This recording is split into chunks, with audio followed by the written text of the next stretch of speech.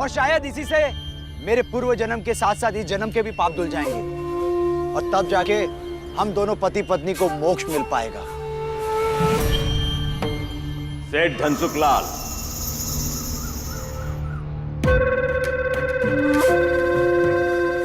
तुमसे कुछ जरूरी कार्य है।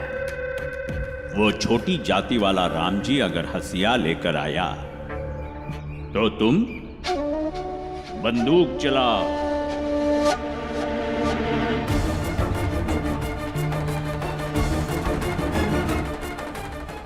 राम जी के घर में से किसी एक को भी गोली लगी तो सारे के सारे डर के दुबक जाएंगे।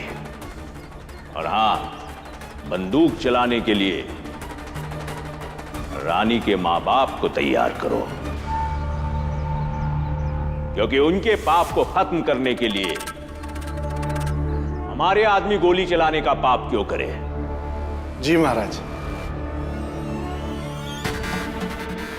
तो फिर ठीक है, आपकी अगुवाई में हम सब आपके साथ चलेंगे। चलो।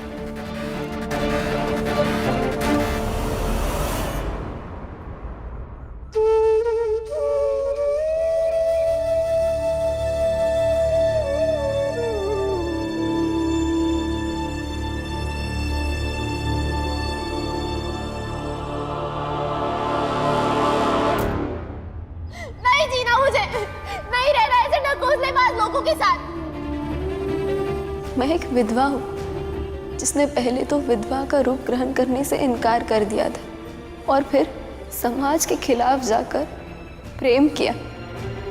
कहीं तुम सब छोटी जाति के तो नहीं हो ना? नहीं नहीं, मैं अंदर नहीं आऊंगी, मर जाऊंगी, मगर तुम्हारे घर के अंदर एक कदम नहीं रखूंगी।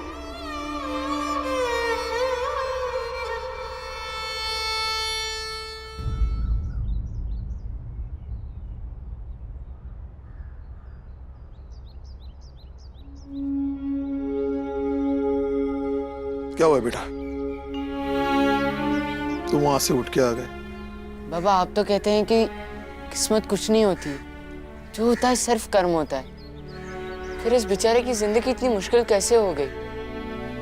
उसकी जिंदगी में दो लोग उसके साथ जीने की कसम खा कर आए और दोनों उसे बेसहारा छोड़कर चले गए।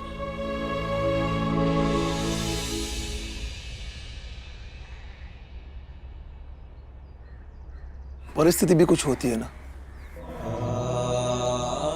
लोग अक्सर बहुत सारी अच्छी बुरी परिस्थितियों को एक साथ जोड़कर अपनी किस्मत मान लेते हैं, लेकिन ये जीवन का बारीक आकलन नहीं। इसलिए ऐसी कुछ घटनाएं जीवन भर आती रहेगी, उन्हें रोकना अब तुम्हारे वश में नहीं।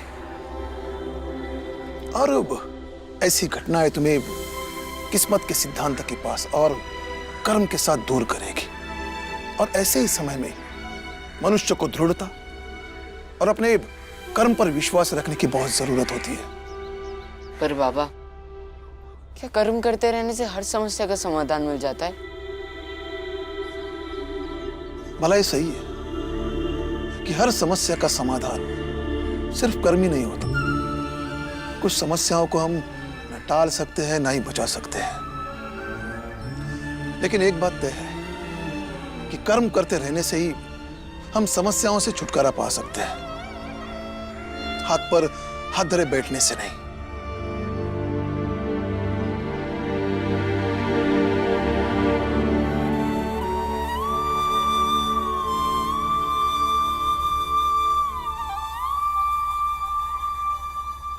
आई कहती है कि उदासी एक ऐसा चुंबक होता है जो उदासी को ही अपनी तरफ खींचता है। इसलिए जीवन में चाहे जैसा दुख हो, उसका सामना मुस्कुरा कर ही किया जा सकता है।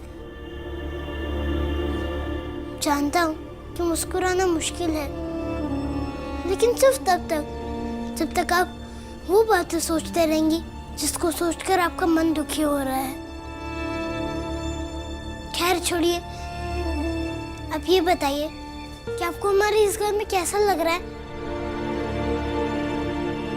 सच कहूं तो अपने घर से ज्यादा सुंदर लग रहा है। मैं यहाँ पे सुरक्षित महसूस कर रही हूँ और यहाँ के लोग मुझे ज्यादा अपने लग रहे हैं। तो अपने घर में चाय बनवाऊं आज से, आप पियेंगी? नहीं पी पाऊंगी। अच्छा ठीक है, मैं आपकी झोपड़ी से बर्तन ले आता हूँ। आप ये बताइए कि आपको खाने में सबसे अच्छा क्या बनाने आता है?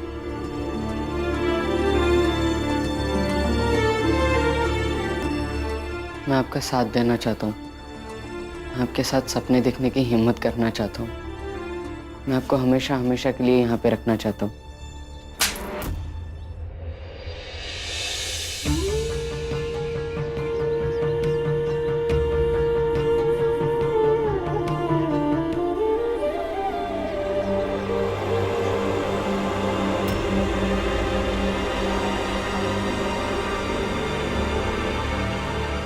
दिमाग खराब हो गया है तेरा? हाँ, अंदाजा है अंदर क्या कह रहा था तू?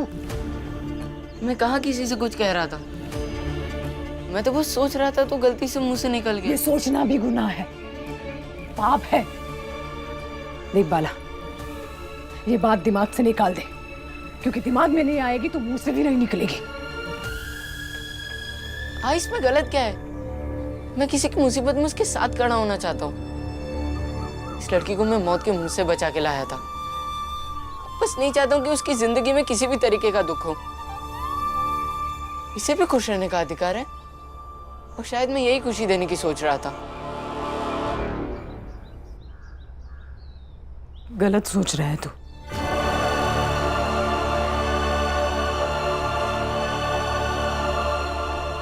जब भीम मानवी की मदद कर रहा था तब तो आपने उसे गलत नहीं कहा, तो मुझे क्यों तू फिर से भीम की तुलना कर रहा है? ठीक है, फिर इन दो बातों में जो फर्क है ना वो भी समझने की कोशिश कर। बाला भीमा माधवी की मदद कर रहा था, सिर्फ मदद। उसने माधवी के साथ जो रिश्ता बनाया था ना, उसके लिए शायद समाज उन्हें माफ कर भी देता, क्योंकि वो रिश्ता भाई बहन का था। और भाई बहन का रिश्ता समाज के लिए गलत नहीं होता है बाला। लेकिन बाला, तेरी बातों से ये क्यों लग रहा है मुझे कि तू इस लड़की से प्रेम करने लगा है?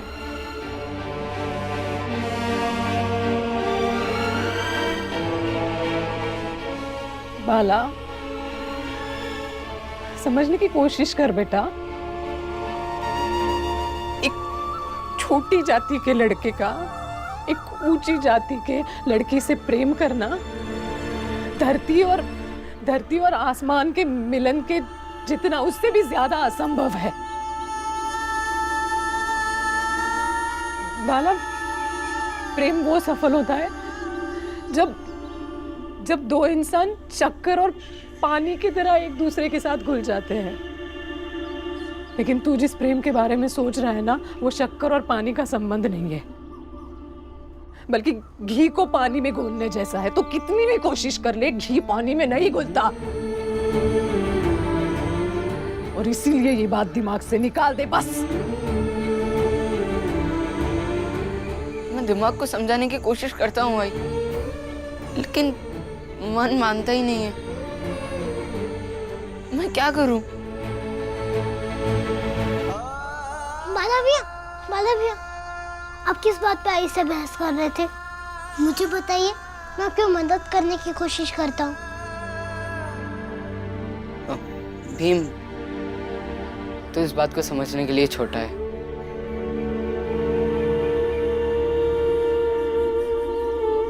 भाई, ऐसी कौन सी बात है जो मैं नहीं समझ पाऊंगा? और बाला भैया मुझे छोटा क्यों कह रहे हैं? सही कह रहे बाला भैया,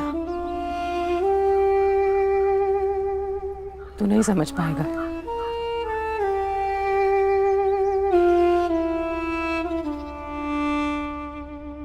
क्या हुआ भीमा भाई, क्या बात है?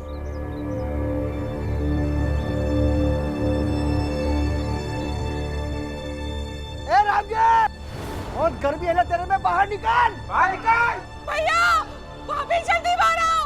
मेरी बेटी मुझको दे दो। ताकि आप उसे जान से मार दें। मैं जो चाहे वो करूं, तुझसे मतलब? मैं उसका बाबा हूँ। कुछ मत करना।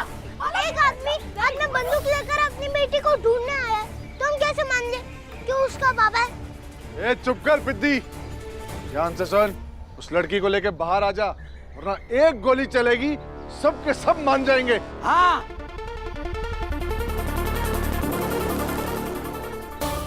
रिटायर्ड सूबेदार हूं, गोली बंदूक से नहीं डरता। राम जी, आज कोयता तक उठाने का मौका नहीं देंगे। मेरी बेटी मुझे लौटा दो, वरना कोई एक तो जरूर मारा जाएगा तुम्हारे घर से। बाबा, किसी को कुछ मत कीजिएगा। मैं आपके साथ चलने के लिए तैयार हूँ। नहीं, अब नहीं जाएंगी। किसी को मारना इतना आसान नहीं है। नहीं भीम, मुझे जाने दो। जो बाप अपनी सगी बेटी को झूठी मान्यता और परंपरा के नाम पर मार सकता है, वो किसी को भी कुछ भी कर सकता है। इसीलिए जाने दो मुझे। नहीं, आपको गोली चलाना है तो चलाइए, लेकिन इन्हें हम यहाँ से जाने नहीं देंगे। छी छी छी, क्यों रोक रहा है उस लड़की को? क्यों इस लड़की को रोक के इसके विधवा धर्म को भ्रष्ट कर रहा है तू? हट, हट जा। मैं आपका साथ देना चाहता हूँ, मैं आपके साथ सपने देखने की हिम्मत करना चाहता हूँ, मैं आपको हमेशा हमेशा के लिए यहाँ पे रखना चाहता हूँ। आप हट जाइए, जाने दीजिए मुझे। जो करना है कर ले। अब सच में एक पिता होकर अपनी बेटी को मार सकता है?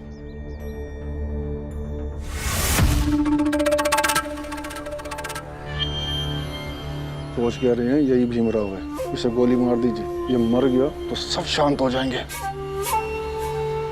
सोच क्या रहा है? मार गोली, मारो, चला रे। संत न छाड़े संतई, जो कोटिक मिले असंत। चंदन भुजंगा बैठिया, तौ शीतलता न तजन।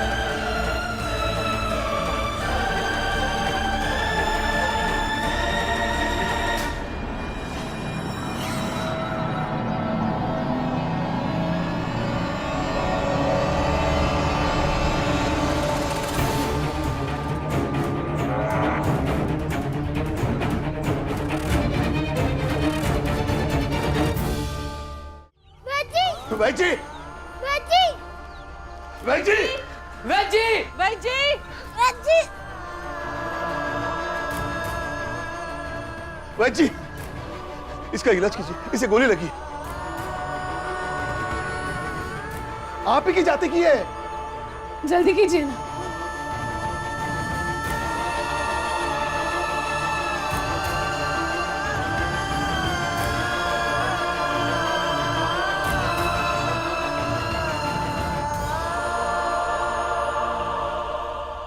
इसे बचाना तो बहुत मुश्किल लग रहा है। आपके लिए क्या मुश्किल है? आप कोशिश तो कीजिए। आप कोशिश करेंगे तो वो जरूर बच जाएगी। आप कोशिश करिए ना, बचाने से उसे।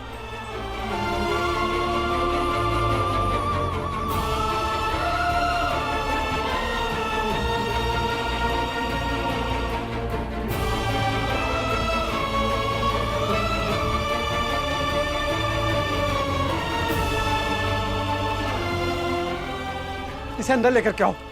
भीमा भाई, उठाओ, आहिस्ता, संभाल कर। आहिस्ता, उठाओ, उठाओ, उठाओ, उठाओ।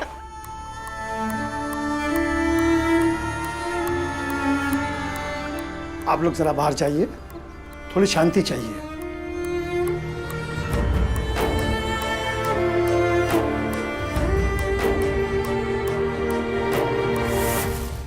यदि भीमराव को गोली लग गई होती और वो मर गया होता तो निस्संदेह आप सबके लिए वो एक बहुत बड़ी जीत होती। किंतु अपनी ही बेटी को मार कर आ गए आप। ये तो बहुत बड़ा पाप किया है आपने। नहीं महाराज, मर ही जाती मेरी बेटी तो मुझे सुकून मिलता। जिस बच्चे का सृजन आप ही से हुआ है उसी को मारना चाहते हैं आप।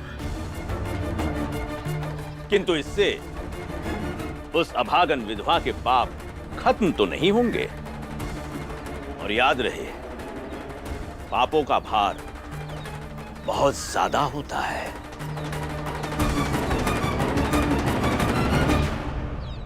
यदि मरने से पहले मनुष्य अपने पापों का प्रायश्चित नहीं करता तो उसकी आत्मा उन पापों को ढोती रहती है और इसका असर उसके सगे संबंधियों पर भी पड़ता है। और इसीलिए आपकी उस अभागन विधवा बेटी को प्रायश्चित करना चाहिए और इसके लिए उसका जिंदा रहना बहुत जरूरी है।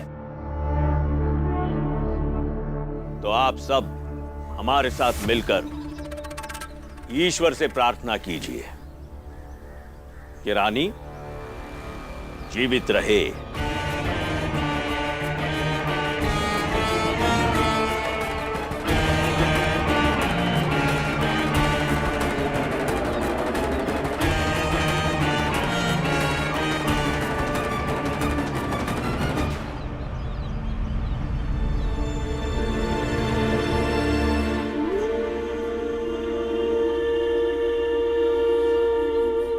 भीमा भाई, ये बाला। हाँ, सही सोच रहे हैं। बाला के मन में रानी के लिए प्रेम उत्पन्न हो रहा है और ये सही नहीं है। मुझे बहुत डर लग रहा है। आप जानते हैं ऊंची जाति वालों को रानी और बाला का मेल कभी नहीं हो सकता। मैंने कोशिश भी की समझाने की, लेकिन आप बात कीजिए ना। देखिए, जो वो सोच रहा है ना, उससे सिर्फ समाज से नहीं बल्कि ऊपर वाले से भी बैर हो जाएगा। समझाइए उसे। भाभी सही कह रही है प्रिया, अगर ये सच है तो हम सबके लिए बहुत बड़ी समस्या खड़ी हो सकती है।